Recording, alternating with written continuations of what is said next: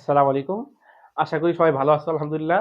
এই বরাবরের মতো আজকেও ওই যে ওই সিরিজের মানে ওই সিরিজ যে ভিডিও আমরা বানাচ্ছি তার মধ্যে থেকে অন্য একটা ভিডিও, অন্য একটা সাবজেক্ট নিয়ে আলোচনা করার জন্য আসছি। এই ইতিপূর্বে আমাদের ইলেকট্রনিক্স, ইলেকট্রিক্যাল শুনছো। এখন নতুন একটা সাবজেক্ট ট্রিপল ই নিয়ে আগে আলোচনা করতেছি। ট্রিপল ইর মধ্যেই টিসিটি, হ্যাঁ? টেলিকমিউনিকেশন, হ্যাঁ? এটা টেলিকমিউনিকেশন টেকনোলজি, টিসিটি এটা বলা হয় আরকি। এইটা সম্পর্কে একটু আলোচনা করব। দেখো ভাই, আগের যদি ১৬ প্রবিধান, ১০ প্রবিধান ওইগুলো যাও, তো ওইগুলোতে টিসিটি বলতেই ব্যাক দিতে সাবজেক্ট। মানে এটা খুব, এবং কি আমাদের কিছু বড় ভাই এইরকম সাজেস্ট করতো যে একটা ছেলে টেলিকমে ভর্তি হয়েছে মানে কি, এই শোনো ভুল বুঝবা যাবে না, কিন্তু প্রথম ভিডিওর এক লাইন দেখে কিন্তু ভুল বোঝা যাবে না, পূর্বের কথা বলতেছি। টেলিকম বলতে আমার এক বড় ভাই আমাকে ডিরেক্ট এরকম বলছিল, কোনো ছোট ভাই যদি টেলিকমে ভর্তি হয় তারে ভর্তি ক্যান্সেল করায় সামনে বছর আবার ভর্তি করাবা অন্য সাবজেক্টে, যাতে টেলিকমে না পড়ে। বুঝতে পারছো কিনা, এরকম বলছিল। কিন্তু ভাইয়া তোমাদের আমি সুখের খবর হচ্ছে, মানে যে ২২ প্রবিধান যে লাস্ট হয়েছে, এখানে ইলেকট্রিক্যালের সমস্ত বইগুলো টেলিকমে ঢুকাই দিচ্ছে, এবং টেলিকমে এক্সট্রা কিছু বই আছে। ইলেকট্রনিক্সে সেম অবস্থা। ইলেকট্রিক্যালের অধিকাংশ সব বই ইলেকট্রনিক্সে ঢুকাই দিচ্ছে, ইলেকট্রনিক্সের কিছু এক্সট্রা বই ইলেকট্রিক্সে আছে। মানে ইলেকট্রিক্যালের পড়াশোনা তো সব করতেই হয়, আর ইলেকট্রনিক্স টেলিকমে আলাদাভাবে তাদের আলাদা কিছু বই পড়তে হয়। বুঝতে পারছি, এটা কেউ বিশ্বাস না করলে ২২ প্রবিধান খুলে দেখতে পারো, বইগুলো দেখতে পারো। আমি ভাই ডিপ্লোমার সাথে ১৭ সাল থেকে কানেক্টেড, ১৭ সাল থেকে কানেক্টেড, এখন পর্যন্ত আছি ৬ আর ৩ ৯ বছর যাবত কানেক্টেড আছি। আমি যাই না শুনেই বলতেছি, এখনো রানিং আমি স্টুডেন্ট পড়াই। বুঝতে পারছো?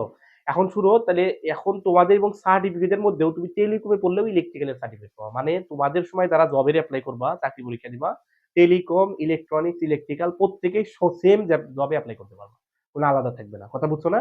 এই হিসাবে টেলিকমিউনিকেশন মানে মানে সস্তার মধ্যে ভালো জিনিস, বুঝো না? এরকম আর কি। সস্তার মধ্যে ভালো জিনিস বলতে টেলিকমিউনিকেশন ওই যে আগের নামের খারাপের জন্য এখন টেলিকমিউনিকেশন অনেকে যাইতে চায় না। বুঝতে পারছো? এই হিসাবে তোমার যদি পয়েন্ট এসএসসি যারা আছে, পয়েন্ট যদি খারাপ থাকে, তাহলে তোমরা টেলিকমিউনিকেশনের দিকে ঢুকতে পারো। কারণ ইলেকট্রিক্যাল যদি আসতে হয় যাতে টেলিকমে হয়, তো লাস্টে তুমি তো সার্টিফিকেট টেলিকমই পাবা। বুঝো নাই? আর আগে ইলেকট্রিক্যালই পাবা, সরি। মানে টেলিকমে তো পড়বা, ইলেকট্রিক্যালের সার্টিফিকেট পাবা। কিন্তু আগে যারা পড়তো তাদের কিন্তু ১ বছর মেকআপ কোর্স করা লাগতেছে। আমার পরিচিত অনেকেই, আমি নিজেও আমার এক ছোট ভাইকে ভর্তি করেছি ময়মনসিংহে।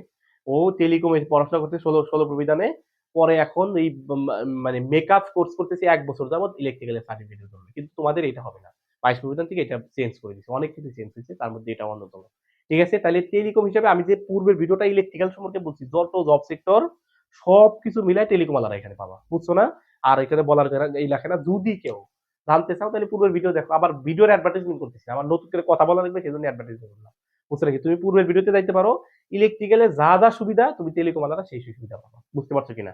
আরো এক্সট্রা তুমি কিছু বই পড়ো, এবং কি ডুয়েটেও তুমি টেলিকম পড়ো, ইলেকট্রনিক্স পড়ো, ইলেকট্রিক্যাল পড়ো, ডুয়েটে যাবা, ওই একই সেম ভর্তি পরীক্ষা দিবা, টেলিকম থেকে দিবা, পড়বা কোথায় বলো? ত্রিপুরি। ঠিক আছে?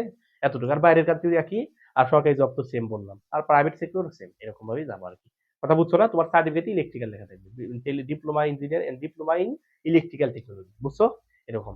ঠিক আছে, আশা করি বুঝতে পারছো। আর কথা বাড়াবো না, এই পর্যন্তই আজকে শেষ করতেছি। তোমাদের প্রতি অনুরোধ, তোমরা নিজেরা যাচাই বাছাই করে সাবজেক্টগুলোতে ভর্তি হবা। নিজেরা আর যারা টেলিকমে রানিং আসো ভাই, তোমার ডিপ্রেসড হবো না। যারা ২২ প্রবিধানে ভর্তি হয়েছে, এখন তো ১৬ প্রবিধানে মনে হয় কেউ নাই, ১৬ প্রবিধান ক্যাম্পাসে নাই, মানে ২২ প্রবিধান, সবাই ২২ প্রবিধান, মানে সবাই তোমরা ইলেকট্রিক্যাল স্টুডেন্ট। বুঝতে পারছো? তোমাদের হতাশার কিছু নাই।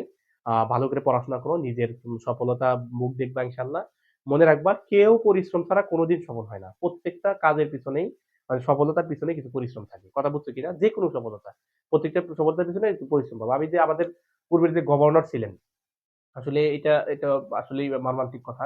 উনি লাস্টে বলছিলেন যে, উনি গভর্নর বলতে যার টাকার ভিতরে যার সিগনেচার থাকে, প্রত্যেকটা টাকার ভিতরে সিগনেচার থাকে। এই গভর্নর লাস্টে আফসোস করে এরকম খুব বেশি এরকম বলছিলেন যে, আমি এত টাকার এরকম প্রত্যেকটা টাকার এতে আবার সিগনেচার করা, কিন্তু আমি ওই দিনের কি বলে মানে ওই মানুষদের দিন কোনোদিন শোধ করতে পারবো না, যে মানুষগুলোর যে মানে যারা, যে সময় আমি পরীক্ষার ফি দিতে পারতাম না, যারা আমাকে টাকা তুলে পরীক্ষার ফি দেওয়ার জন্য কি করতো বলতো, টাকা তুলে সাহায্য করতো, আমি তাদের দিন জীবনে কোনদিন শোধ করতে পারবো না। কেন হলো?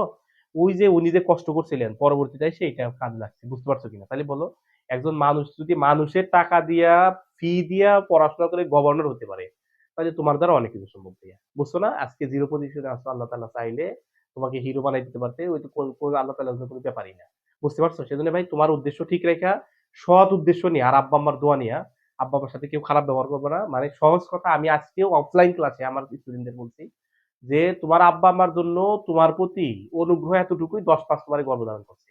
এখন যদি তোমার জবাই করে তারপরেও তাদের কোনো ভুল নাই, বুঝতে পারছো? তাদের ভুল ধরা যাবে না।